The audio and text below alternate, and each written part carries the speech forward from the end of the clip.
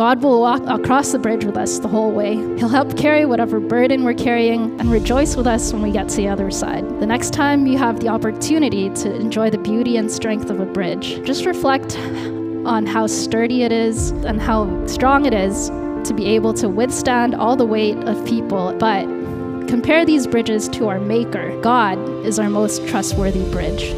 He helps us improve and rebuild our bridges in our lives. He's more than able to carry and walk with us over the bridge for our lifetime on earth, the bridge between us and God. No matter where we are on whatever bridge we're currently on, we can always count on one person to be there for us. Today, we're kicking off the new sermon series called Bridges. And you've probably heard the question, why did the chicken cross the road? But my question today is, why did the people cross the bridge? Was it to get to the other side? Now, we have a few bridges throughout the Lower Mainland, and they weren't built overnight. They took years. And obviously, these bridges were built so that people could get to the other side. Now, if you don't know too much about Vancouver history, the city was founded in 1886. Now, that's like almost 130 years ago now. And let's compare how long construction projects took back then when they were developing the city compared to today.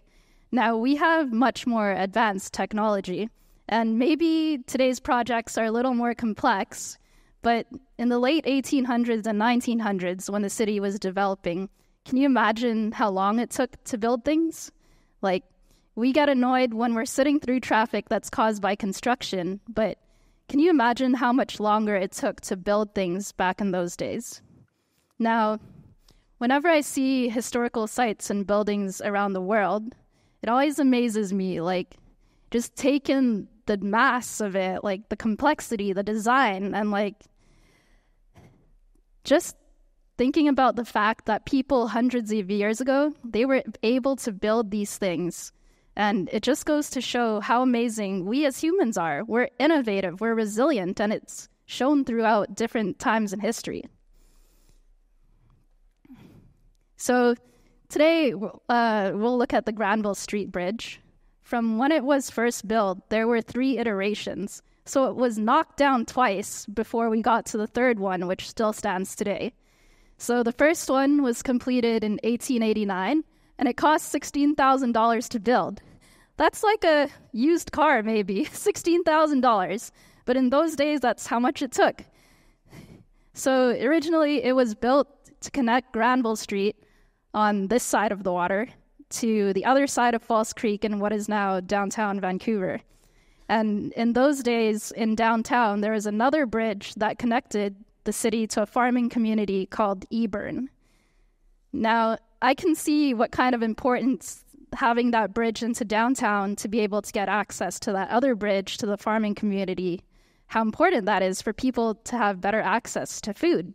Like, they probably didn't have all these grocery stores around the city where you can just go conveniently. You had to physically go to the farmers and farmers markets to get food. And then 2 years later, after the Granville Street Bridge was built, a company called the Canadian Pacific Railway, they were clearing the Fairview Slopes, which is just a few kilometers north of us, towards Vancouver General Hospital, and they were clearing it to make land for people to settle there. And that's pretty close to the Granville Street Bridge area. So the second bridge, it was built in 1909. I found this quote in an article. It says, "The first Granville Bridge was built across False Creek in 1889 when Vancouver was only 3 years old. But as the city boomed, the bridge proved woefully inadequate, so the city decided to build a bigger one, which opened on September 6, 1909.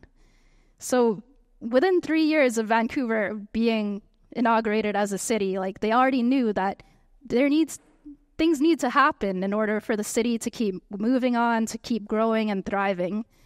But by the 1940s, World War II started to happen, and then Vancouver's economy was growing again. So they started talking about the need to rebuild the Granville Street Bridge. So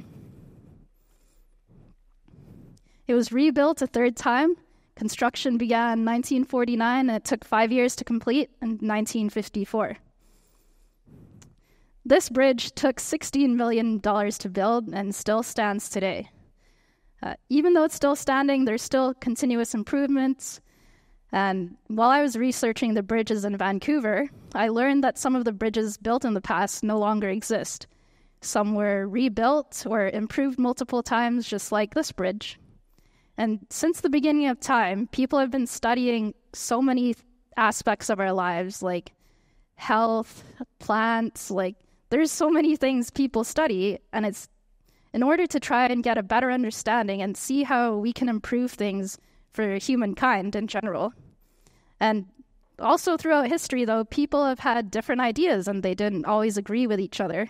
For instance, the Burrard Street Bridge, it seems to flow okay today, but maybe a decade or so ago, there were debates between city council and other people involved, and they were debating about how to improve the increasing amount of traffic that was passing over the Burrard Street Bridge.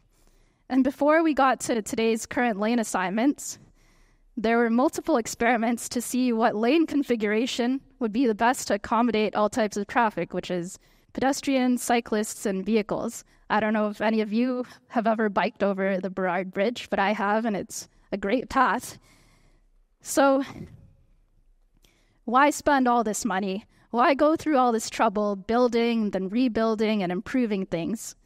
Well, the people behind these projects, they had a goal.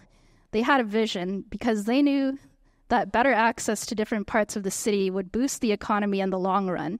They saw the potential. They knew the pros would far outweigh the cons in the big picture. And different companies were funding these different projects because they could see how it would be profitable to their company in the end. And we benefit from their efforts today. Let's say you live in West Point Grey and you needed to drive to the Park Royal Mall, but the Lionsgate Bridge didn't exist. Now, you would have to go all the way to East Van to get onto Highway 1 just to get to North Van. And Google Maps here says 37 minutes and almost 30 kilometers, I think. Compared to if the Lionsgate Bridge existed, much shorter drive, 24 minutes. I think that's a little optimistic depending on traffic, but it's about half the distance, almost 15K.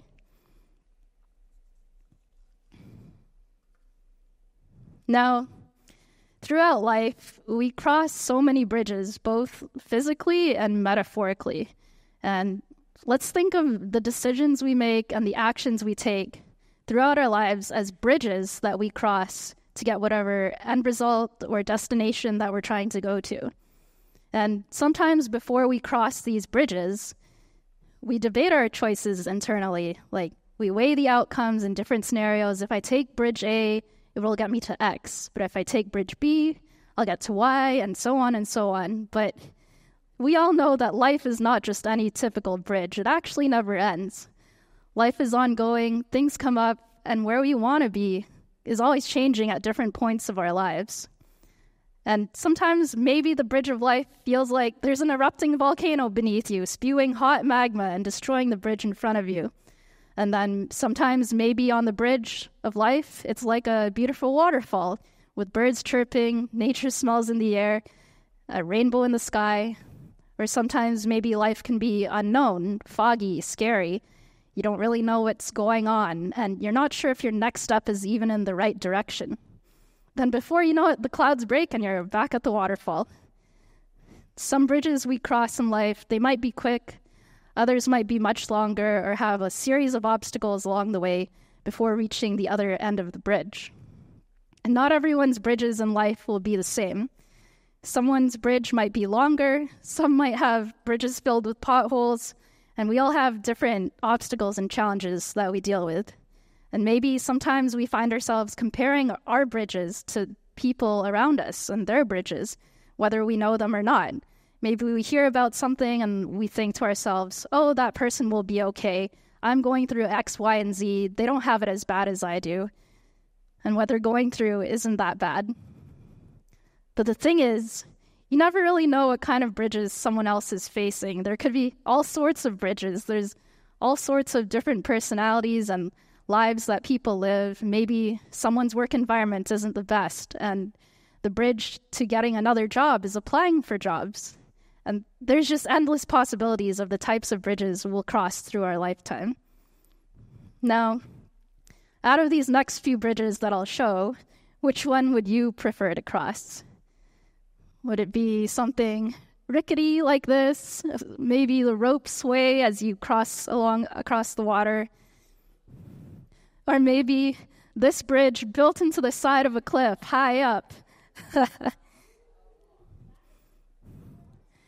Or maybe, if you're daring, a bridge with a glass bottom. You can see everything beneath you, the water, the trees, everything, the ravine, whatever it may be, full of potholes and growing more potholes. Or would you prefer something sturdy? It might be long. Can you see how long that spans? But it looks sturdy to me. Or would you prefer something short and sweet, safe and secure, like this bridge?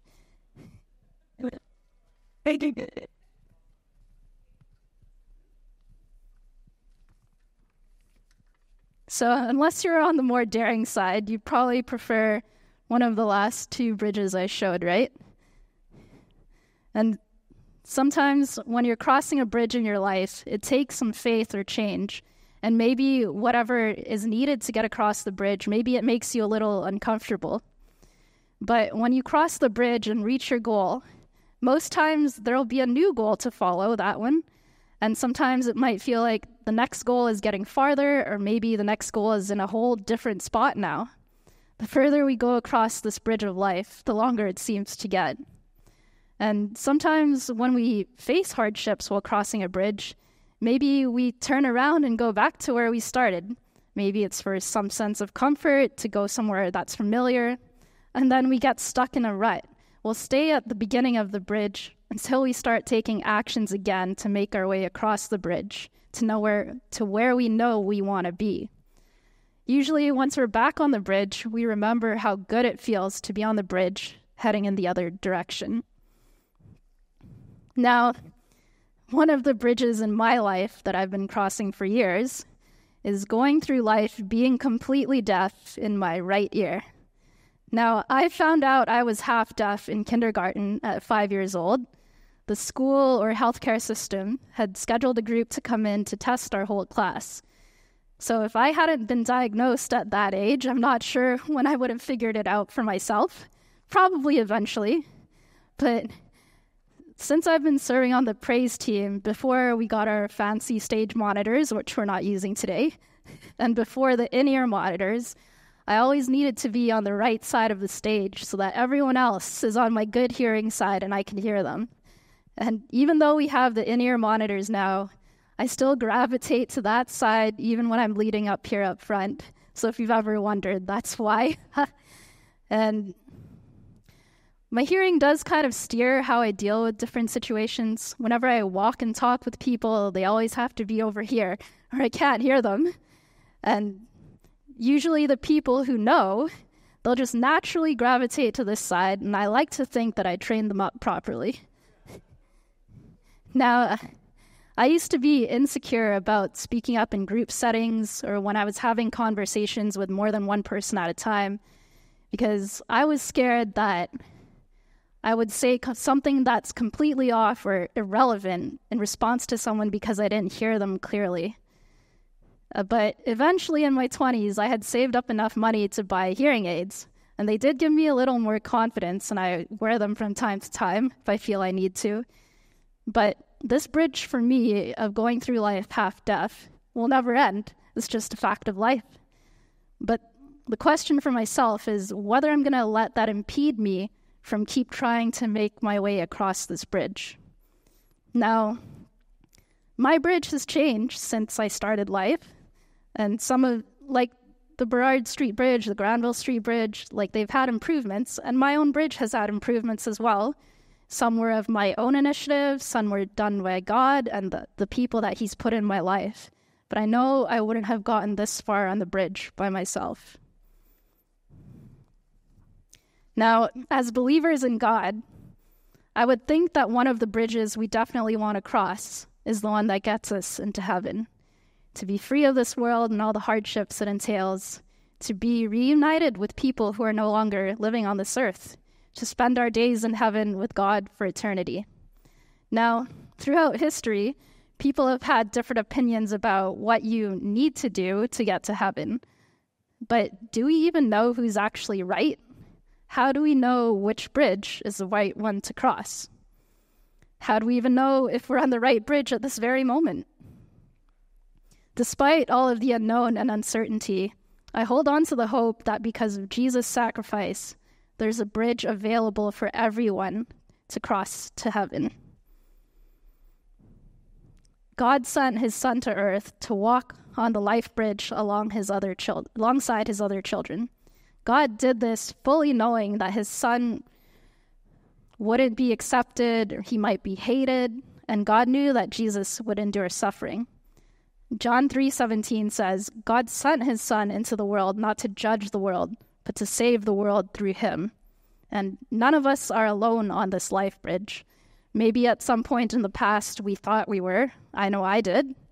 And maybe being alone made it easier to turn around, call it a day, say it's not for me, and just head straight back to the beginning of the bridge. But like I said, things on my bridge are different now. In order to get back to where I started, I'd have to go through this army of people that have entered my life throughout the years and joined my bridge. It would be really hard to get back to the beginning, considering all these people. Now, some physical bridges are historical landmarks, but at some point they will fall, they will fail, they'll fall apart, they'll fade away. But God's bridge with us will last for eternity because of his deep love for us. Romans 8:35-37-39 says, Can anything ever separate us from Christ's love? Does it mean he no longer loves us if we have trouble or calamity, or persecuted, or hungry, or destitute, or in danger, or threatened with life? Oh, that's a lot. No, despite all these things, overwhelming victory is ours through Christ, who loved us. And I'm convinced that nothing can ever separate us from God's love. Neither death nor life, neither angels nor demons, neither our fears for today, nor our worries about tomorrow, not even the powers of hell can separate us from God's love. No power in the sky, above or in the earth below. Indeed, nothing in all creation will be able to separate us from the love of God that is revealed in Christ Jesus our Lord. And I find that's such an uplifting promise. Like, God will walk across the bridge with us the whole way. He'll help carry whatever burden we're carrying and rejoice with us when we get to the other side. The next time you have the opportunity to enjoy the beauty and strength of a bridge, just reflect on how sturdy it is and how